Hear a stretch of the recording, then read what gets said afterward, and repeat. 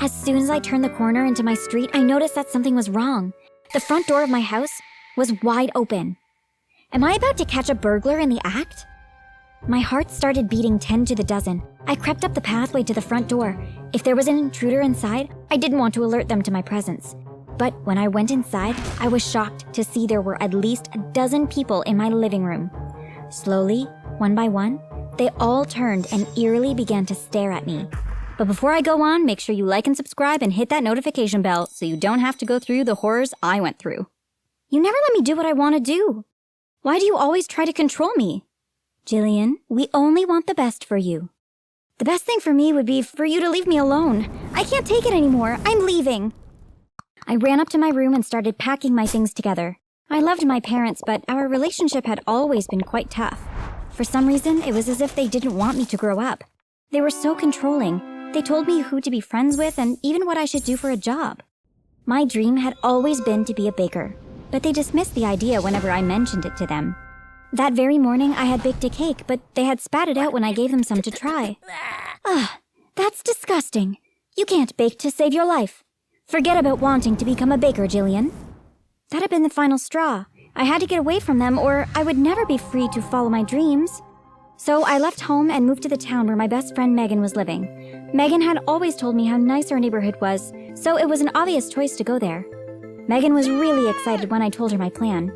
Oh, Jillian, that's great news. We will have so much fun now you're living closer to me.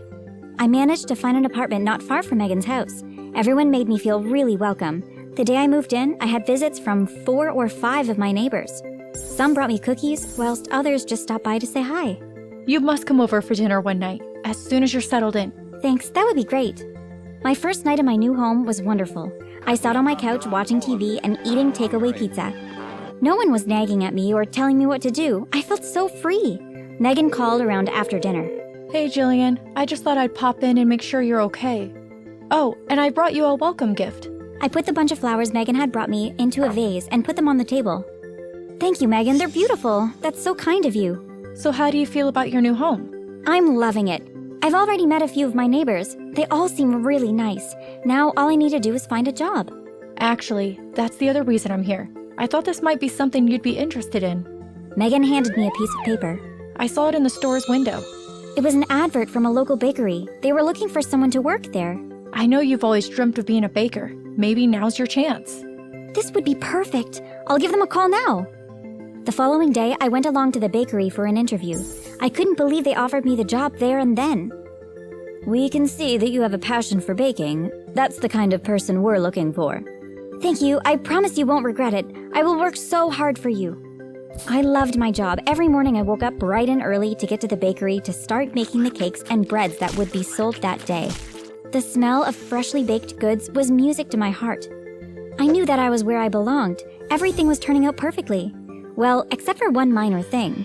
One of the other assistants at the bakery didn't seem to like me. I had no idea why. It wasn't as though we had ever had an argument or anything, but it was quite obvious she had something against me. I tried to be friendly towards her, but she always gave me the cold shoulder.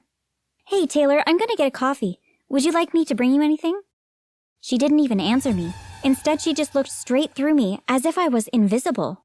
But I wasn't going to let her spoil my day. I had a new home and a new job, everything I'd always wanted. We had just got over the morning rush when I heard the doorbell clang. I looked up and couldn't believe my eyes. The cutest boy I had ever seen had just walked into the bakery. I literally felt weak at the knees when he looked at me. Hi there, can I get you anything? 5 minutes of your time would be a good start. I blushed bright red. He could see that I was nervous and he was enjoying it. I'll take 2 loaves of bread, please. As I put the loaves of bread into a paper bag, I stole a shy glance at him. He was probably a couple of years older than me, tall and had brown wavy hair. What's your name? Jillian. Pleased to meet you, Jillian. I'm Jackson. I smiled at him and handed him the bread. See you soon, Jillian. As I watched him walk down the street, I couldn't take the huge grin off my face. When he had disappeared out of sight, I turned and noticed that Taylor was looking at me a bit strangely. I smiled at her, but she just turned her back and ignored me. What is wrong with that girl? For the next week, Jackson came in every day at the same time. I couldn't help looking forward to seeing him. It was the highlight of my day. He would always wait for me to serve him, even though Taylor would always try to get his attention. Morning, Jackson. What can I get you? Taylor would say. It's okay, I'm still thinking. You can serve someone else. It really annoyed me when Taylor spoke to Jackson. She was always flirting with him. Love your jacket, Jackson. You look really cute in it. Thanks, Taylor. Have you seen the new Spider-Man movie yet? We should go together. Jackson smiled at Taylor, but luckily he didn't take her up on the offer. One morning, Taylor was busy serving a customer. When Jackson walked in, he came straight up to me. Hi, Jackson. What would you like today? It seemed like he couldn't make his mind up. It's okay, I can give you a few minutes to decide. No, it's not that. I was wondering, would you like to go out on a date with me? My heart started beating rapidly and butterflies danced in my stomach. Yes, I would love to, but I thought it was Taylor that you liked. No, I don't like Taylor. It's you that I like. I started beaming with joy, but when Jackson left, I could feel Taylor staring at me. When I turned around, I couldn't believe the look of hatred on her face. I couldn't tell you why exactly, but something about the look in her eyes made me feel really scared. Things went great with Jackson and I. We had been dating for about 6 months when he asked me to move in with him. I just want to spend all my time with you. It doesn't make sense for us to keep 2 homes. Please, say yes. I laughed. Jackson had a way of always getting what he wanted, but I wanted this too. I loved Jackson more than anything, and he was right. The logical thing was for us to move in together. It was about a week after I moved into his house. I was sitting in my bedroom late at night when a face suddenly appeared at the window, making me jump out of my skin. Ah! But as quick as it had appeared, it vanished. I ran over to the window and peered outside, but there was no one to be seen. My heart was beating like mad. I had no idea who had been at the window, but it had definitely given me a bit of a fright. I began to notice some other weird things too, like Jackson's neighbors. They all just acted a bit strange. One time I was out in the garden when suddenly I noticed the neighbor from the house opposite was standing staring at me. It wasn't just a quick glance. He literally stood there for 3 minutes without moving. I called out to him, but he just remained eerily silent. I felt really creeped out by him, so I just waved goodbye and went back inside the house. When Jackson came home from work, I told him about the incident. He was just staring at me. He had a blank expression. He didn't even blink. It was probably just your imagination. Why would he want to just stand and stare at you? It doesn't make sense. I decided that Jackson was probably right. Anyway, I wasn't going to let one of his neighbors bother me. I would just keep myself to myself. It was a few days later. I had just finished my shift at the bakery and was walking home when I noticed the front door to our house was wide open. I was feeling really worried as I crept up the pathway, but when I went inside, I saw Taylor, my boss from the bakery, and some of my neighbors were in my living room. Some of them were looking inside my cupboards, whilst others were just standing still like statues. Ah! When they heard my scream, they all scattered like ants. I was left there standing all alone. My hands were shaking with fear, and I felt really creeped out. I considered calling Jackson, but I knew that he probably wouldn't believe me. Instead, I decided to call Megan. Megan, it's Jillian. I've just come home and found dozens of people acting weirdly in my house, including Taylor. Just wait there. I'll come over straight away. I locked all the doors and windows and went and sat on the couch. I sat there rocking back and forth, waiting for Megan to arrive. A loud knocking at the front door made me jump. I looked out the window to see who was there, but it was only Megan, so I let her in. Megan, I'm really freaking out here. There is something weird going on around here. Why are all those people in my house? I also told Megan about the strange incident with my neighbor. He literally was just standing and staring at me. When I said hello, he just ignored me. Come on, let me make you a cup of tea. That will make you feel better. Megan handed me the cup of tea and I took a sip of it, but my heart suddenly went cold. Megan had the exact same look on her face as my neighbors had had. Even Taylor had looked at me in the same way. It was as if she was a robot, expressionless yet terrifying. But just as the fear was starting to take hold, I began to feel drowsy. I looked down at the cup of tea. Megan must have put something in it. The next thing I knew, I was falling back onto the couch. The last thing I saw was Megan reaching out to me. Her face was still expressionless. When I woke up, I looked around and realized I was in the back store of the bakery.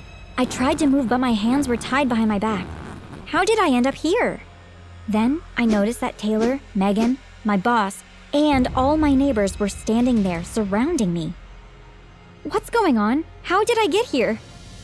Nobody said a word. They just stood there looking at me.